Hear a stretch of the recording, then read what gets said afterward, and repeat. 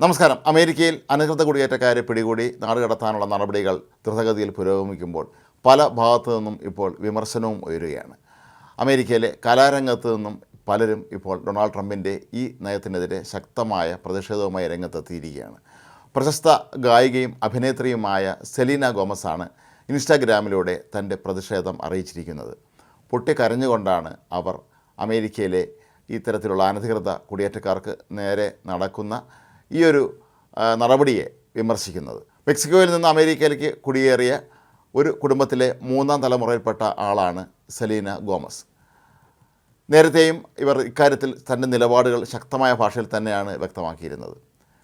ഇൻസ്റ്റഗ്രാമിൽ I am sorry എന്ന അടിക്കുറിപ്പോട് കൂടിയാണ് ഇവർ ഈ വീഡിയോ പോസ്റ്റ് ചെയ്തിരിക്കുന്നത്. സെലീന പറയുന്നത്, ഇപ്പോൾ സംഭവിക്കുന്നത് എന്താണെന്ന് എനിക്ക് മനസ്സിലാകുന്നില്ല എന്നാണ്.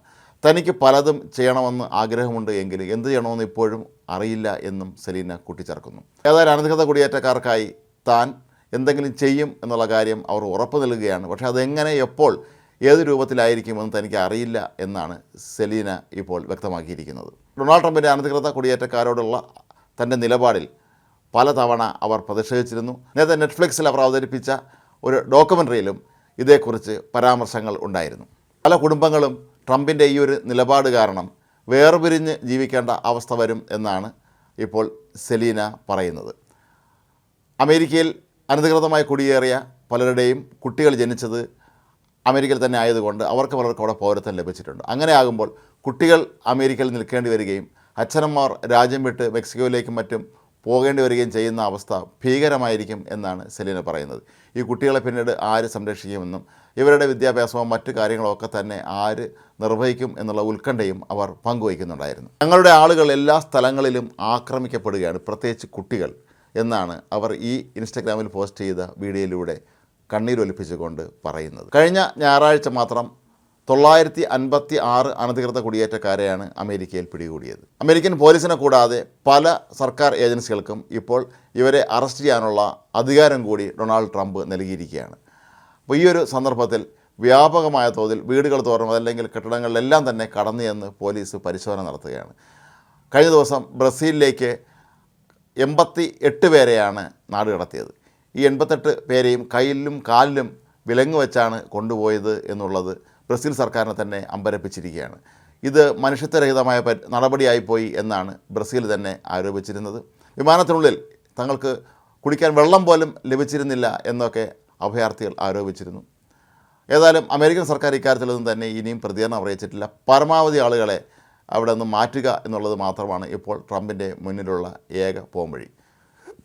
അതുകൊണ്ട് തന്നെ എന്ത് വില കൊടുത്തും അനധികൃത കുടിയേറ്റക്കാരെ അവരവരുടെ രാജ്യങ്ങളിലേക്ക് തന്നെ അയക്കാനാണ് ട്രംപ് നിശ്ചയിച്ചിരിക്കുന്നത്. നേരത്തെ ലിവിങ് അൺഡോക്യുമെൻറ്റഡ് എന്ന പേരിൽ മതിയായ രേഖകളില്ലാതെ അമേരിക്കയിൽ താമസിക്കുന്ന ആളുകളെക്കുറിച്ചൊരു ഡോക്യുമെൻ്ററി ചെയ്തിരുന്നു.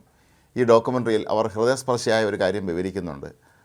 1970കളിൽ തൻ്റെ അമ്മായി ഒരു ട്രക്കിൽ ഒളിച്ച് അമേരിക്കയിലേക്ക് കടന്ന സംഭവം. അത്രത്തോളം ദുരിതങ്ങളിലൂടെയാണ് തങ്ങൾ കടന്നുപോയതെന്നാണ് സെലീന പറയുന്നത്. എന്നാൽ ഇപ്പോൾ മൂന്നാം തലമുറക്കാരിയായ തനിക്ക് അമേരിക്കയിൽ നിലവിൽ ഭീഷണിയൊന്നും തന്നെ നേരിടുന്നില്ല എന്നും ഇത്രയും നാൾ തങ്ങളെ പോറ്റി വളർത്തിയത് അമേരിക്കയാണ് എന്ന കാര്യം നന്ദിയോടെ തന്നെ അവർ ഓർക്കുന്നുണ്ട്. പക്ഷേ ഇപ്പോൾ ട്രംപ് ഇത്തരത്തിൽ ക്രൂരമായ രീതിയിലുള്ള നടപടികളുമായി മുന്നോട്ട് പോവുകയാണ് എന്ന് തന്നെയാണ് സെലീനയുടെ മാത്രമല്ല അമേരിക്കയിലെ നിരവധി കലാകാരന്മാരുടെ അഭിപ്രായം.